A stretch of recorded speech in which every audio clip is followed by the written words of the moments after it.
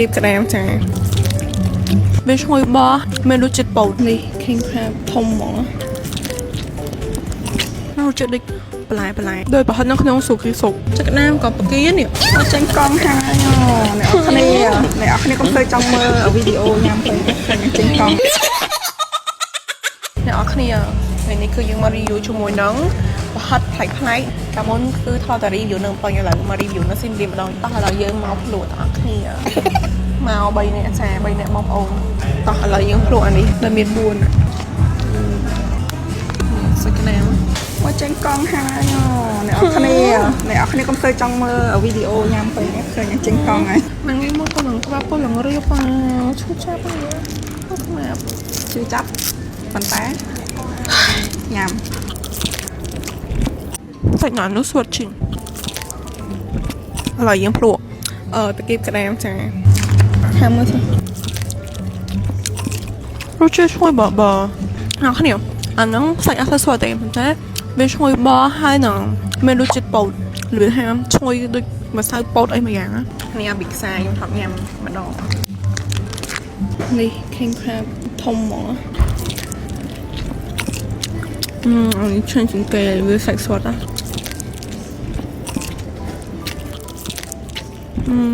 ទៀតមកឡើង juicy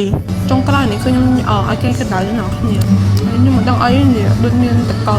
បកគីអីតកៅក្នុងតតាចាំមកដូចតកៅក្នុងតកតាតែមិនតកៅនេះណាគ្នាបកគីទៅនេះឡើងដូចខ្ចង់តិចអីតិចខាត់ហើយនៅចិត្តដូចបន្លែហើយឈ្ងុយដោយប្រហិតនៅក្នុងស៊ុបគ្រីសុក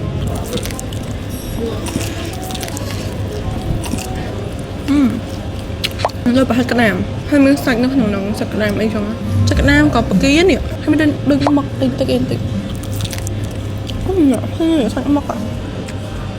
នេះដុំសាច់មកឃើញឆានតែអ្នកគ្នាឯងស្នាក់មែនឥឡូវឲ្យបង review ម្ដង It's good ហើយវាឆ្ងាញ់6លើក10បាយតោះគ្នាញ៉ាំអស់ហើយ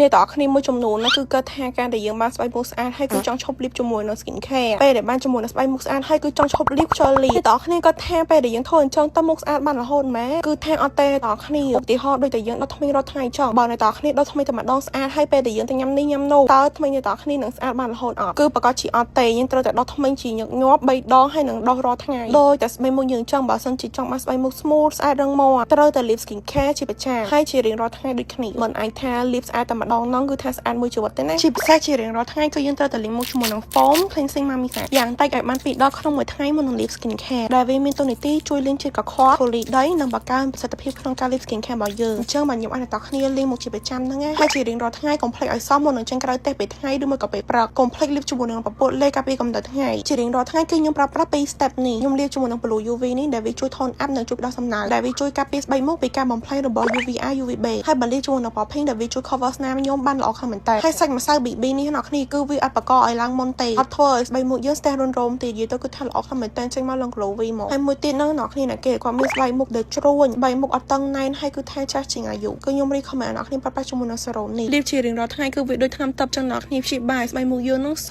ភ្លឺក្មេងជាងវ័យមកព្យាបាលមិនថាស្នាមមុនស្នាមឲ្យខ្មៅអីទេក្នុងមួយថ្ងៃគឺយើងអាចលាប2ពេលបានព្រឹកហើយនឹងយប់ហើយជារៀងរាល់យប់គឺអ្វីដែលខ្វះបានហ្នឹងគឺជាណៃគ្រីមតែម្ដងអ្នកគ្នាគឺជាតួឯកក្នុងការព្យាបាលស្បែកមុខតែម្ដងមិនថាមុខមុនរកន្ទួលលម្អអាចរយមុខចំឈាមមានស្នាមឲ្យខ្មៅឬមួយក៏មានបញ្ហារោស្បែកមុខដែលងាយប្រតិកម្មគឺអាចប្រើប្រាស់បានដូចគ្នាហើយសំខាន់ណាស់ជួយប្រមាណមីសាននេះតម្លៃសមរម្យខ្លាំងមែនតើអ្នកគ្នាអាចសាក order យកទៅប្រើម្នាក់មួយឈុតទៅណាអ្នកគ្នា